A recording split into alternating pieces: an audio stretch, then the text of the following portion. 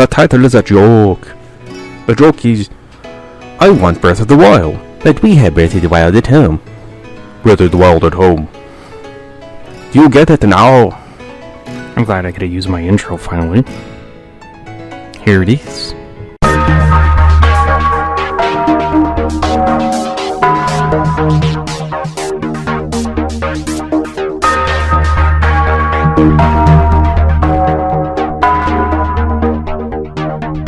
Greetings, I am Donnie Marco, and today I'm reviewing Lil Gator Game, a game I swear to God I said little again.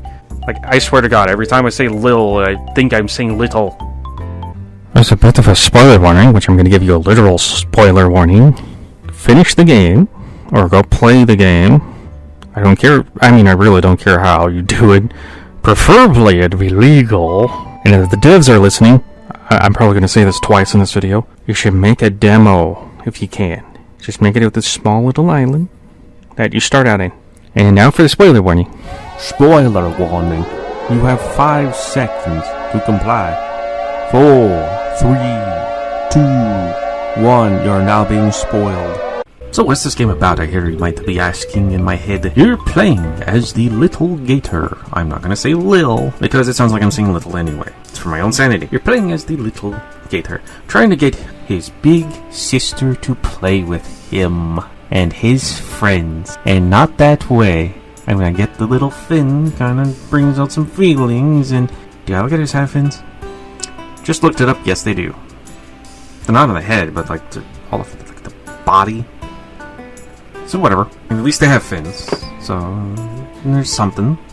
As you are trying to get her to play with you, not that way, your friends give you stuff to do, like grabbing a sword, crafting a hat, and obtaining a shirt, which is your glider, and on the way you bump into the monkey that gives you a bracelet. And after doing all such cool things, your sister's uninterested because she's got schoolwork to do. So your friends disband, and you find out that one of your friends also went to the other island, which you would have never noticed if you didn't look to the right at all. And you decide to go meet up with them. And once doing so, you decide to make a settlement for you and your friends. To hopefully get your big sister to play with you. Not that way. You set off to recruit your other friends, as they had prior engagements on the same island. Somehow. And I kinda thought they went home after watching the frog one cartwheel into the ocean. Or, like, one of the 3. I know, you had to, like, pay attention and know that, like, they were going to prior engagements. But you didn't know where they were going to be. And strangely enough, like when it comes to those friends, each one group has like their own little things. Their own little gimmicks. One group is all about like pop culture. While another is all about history. Paleontology, basically. And study of bugs. And one's just about science. I'll just put it that way. And the final one is about basically like an Aesop's thing, where it's like learning to be cool is just being yourself. So you help like all of one friend group learn. You just be honest with yourself. Although I do like the one with the wolf, where it's like you can just have all the options and be like, invite him over to watch Power Battlers Z on DVD. And you can select that for all your options. And once you get all your friends together, you find out you're gonna need 30 friend points, by the way. 10 for each friend group. Build the settlement. So you set off, helping other friends. You finally build the settlement after getting those 30 friend points. And what do? You talk to your big sis after having a little powwow with your friends and ask her if she wants to play. Not that way. What she do? She turns you down one more time, but then you realize, in a Code Vein style flashback, which might be by, like, inspired by Breath of the Wild anyway. I just don't know because I never got to the point where I can get those. So, maybe they're better than the Code Vein ones, because the Code Vein ones, you just walk. You can't just, like, do what I did and balloon riding to speed things up. You find out that you weren't a team player with your sister, and that she was making a game so everybody can be like you were in the past, a hero. And that's the whole reason why she's trying so hard at school. And then she realizes that maybe teamwork isn't you doing all the work. You learn power of teamwork. I mean, why else would you have like a big ass settlement? Who knows? And she decides to join you guys in the jolly playtime. Not that way. And once you've helped every single person on the islands and killed every piece of cardboard, you get the final and true ending. The little gator gets exhausted and you go home. Well, that was a very relatable story. Now let's talk about them graphics. As you can tell if you've been looking at the screen, it's kind of got like this old school look, like maybe N64 mixed with GameCube kind of thing. And that's like commendable that they've pulled it off. But during like certain cutscenes, it kind of like has this weird issue with the lighting engine that I see, or at least I think it's an issue, because it does this shiny but no shine claymation kind of look, and I don't know if that's an issue with the lighting engine or if that's it working as intended or what. Not to mention, I also like the fact that like in the background when it's slowly unloading the textures, it kind of gives off this like painting kind of look to look like a fall colors. And like another thing about the graphics, there's if you pause the game at any point in time and go down the settings and whatnot and turn on crunch mode, you get this kind of like this filter that makes it kind of look like a CRT, and it'll make everything look like it's actually on the N64. But to me, for some reason, my first thoughts went to the Game Boy Advanced because of playing games like Need for Speed on the Game Boy Advanced. And back that day, and I can't tell if it was eye damage, my eyes, or the very device itself, but for some reason in Need for Speed, I can't see black cars, but I could see everything else. And in this, I got lucky that the character is goofy as looking as they are, or else I would never be able to see the fucking gator when you get to the forested areas. So thank God for that. The goofy look saved the day. The game's got some pretty interesting sounds. As we segue into the sound section, one of the most interesting sounds, I gotta say, has gotta be like both the jump and the cardboard tear sounds. The jump sounds like as if you're like getting on your tippy toes and launching yourself with your ankles off a piece of plywood dangled into the air, but somehow it doesn't move. Just like a thunk. I don't know if it's like some kind of magic or something. It's just it's what it sounds like. I don't know if that's what it is. It is a very interesting sound. It is a very interesting sound. And now on to like the cardboard tear. It's like just a pitch down knife going across paper test. Just sped up and pitched down. So it's like, but it's like pitched down enough to make it seem like it's if you're cutting something thicker. And if we move on to the music is actually pretty catchy. There's a few tracks here and there that I really like, especially the forest section one, along with like the game actually like transitioning each track when you enter a new area. And if you can't tell, I've been like putting the music in the background to make sure you can't hear my breathing. And the irony about like my favorite track being the forest, so I'm thinking about playing the forest while listening to the forest, just to see if I can get like some kind of thing going on. I just thought it'd be funny, because instead of like being like all highly stressed out trying to take on like 30 billion cannibals, you're just like la da da da. Wait, how do I go again? It was like da da da da da da.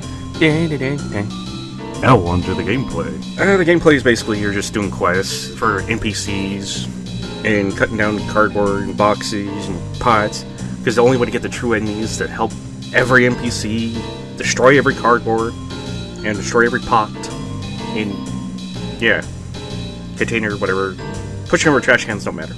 That stuff doesn't count. And you're doing it with your little swingy weapon and your shield that you surf on. Which is interesting because one of your shields you can get is a skateboard. And instead of like surfing it like the usual way, you just flop onto it like as if you're on a sled. You just jump on it and skateboard it. Which is very cool that they've done stuff like that, along with like if you put on the ninja headband, you can Naruto run. And in certain cutscenes, it actually becomes funny, because if you walk in the cutscene, they will Naruto walk. They'll like flail their arms right all the way back. And walk like that. Like as if they're Naruto running. And it's very hilarious. That guy got like giggles out of me. So like certain things will influence the character's actions and all that. I mean, they'll visually be represented too on your character's body, which is a very neat trick. So you can tell what you have equipped. Not to mention, like, you can use balloons and bubblegum as, like, traversal tools, along with the sticky hand. And the sticky hand is fun, because, like, if you get good at it, you can just swing from tree to tree. And the only way to, like, break the game is connected to that. The only way I've found so far. And that's, like, if you can get the little guy to spin, like, at Mach 30, like, just grab onto a tree and just be like, woo, woo, woo, woo, woo, woo, woo, like, become the Hadron Collider. Like a particle in the Hadron Collider. And ironically, I've never had this game crash at all. And like, on the topic of a quest, the only hard quest there is in the game is the one where you meet a shark. And they're looking for the retainer. And the only reason that one's hard is because, like, you can't tell where he left it. And you just have to travel up and down the river he's at until you find it. Like, and I'm talking, like, all the way, just... north and south.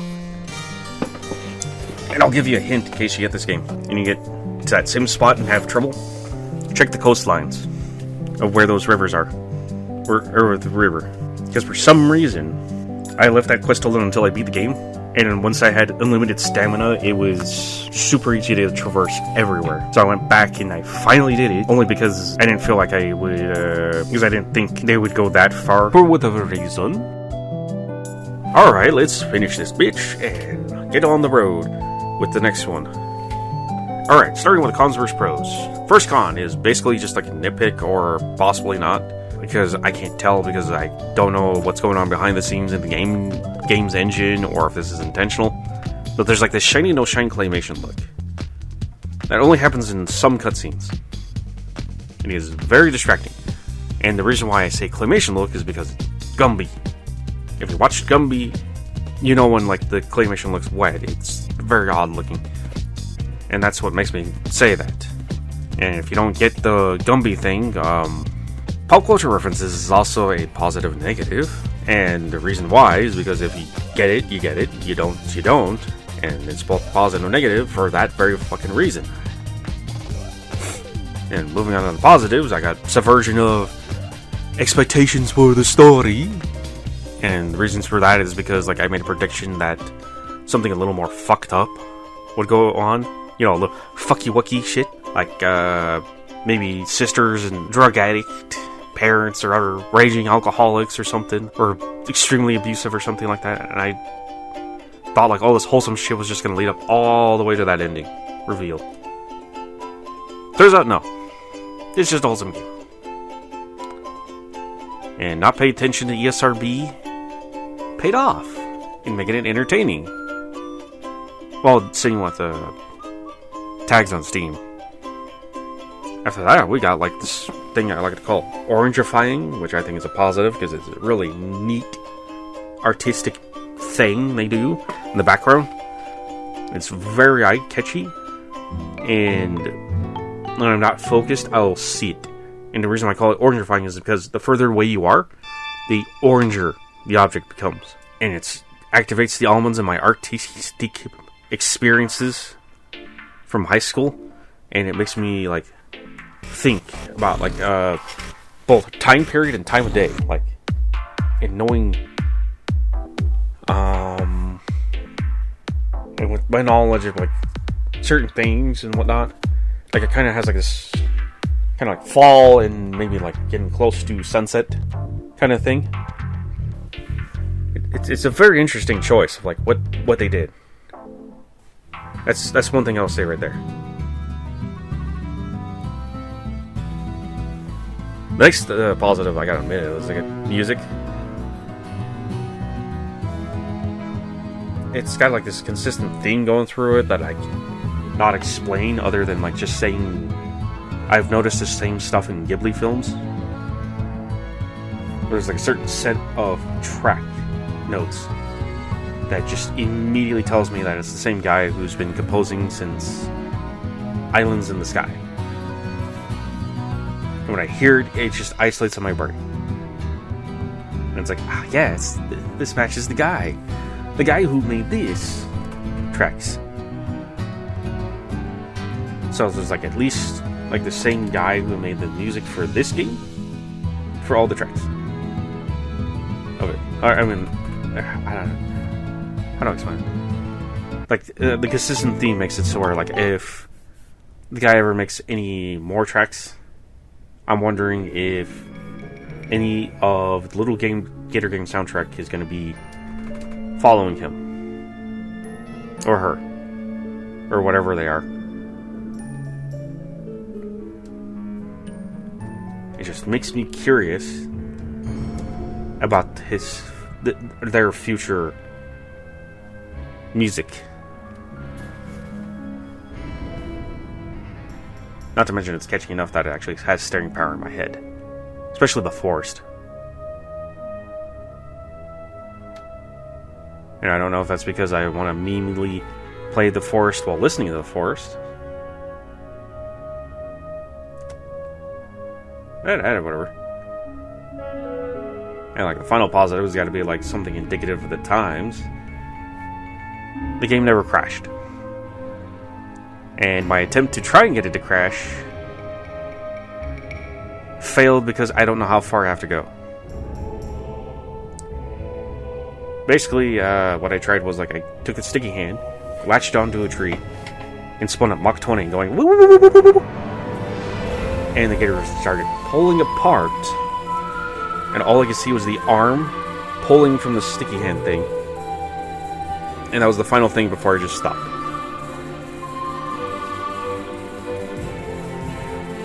Because I couldn't get any faster.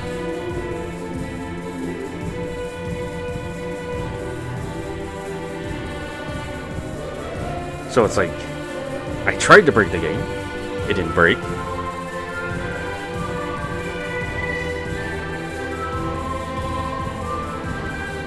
And if I played normally, it didn't break. So therefore, it's like a stronger game than I thought. In conclusion, it's just a wholesome little, fun little 4 to 6 hour thing that theoretically you could possibly build like some kind of like little tendencies inside people to play Breath of the Wild and Genshin Impact.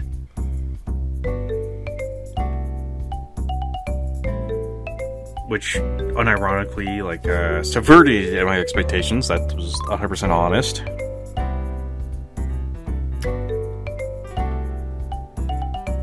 And again, I do wish the devs would put in a demo. I wish they would, because it's kind of hard to like justify like just throwing $20 at a game that you're only going to play 4 to 6 hours without like word of mouth. It's just a short little fun game you can play in an afternoon. Which is not a bad thing. I mean, there's plenty of games I got out there that you can easily, once you beat them one time, could easily beat them in like 2 hours. 90% of Resident Evil is that way. I mean, I did like it. It's actually a pretty relatable story, too. It just makes me think, and I'm not even joking when I'm saying this, it makes me think that one of the devs, or all of them, came together and just like shared stories about when they were a kid. And they just made this all clusterfucked into a game. All these stories, just clusterfucked to a solid, coherent story. And with that, guess we can close out. I hope you guys enjoyed this review, listening to it or watching it or both. And have a wonderful evening or night, because most likely While I'm editing it, it's gonna be like fucking like 3 o'clock in the morning. So good night. And have a pleasant sleepies.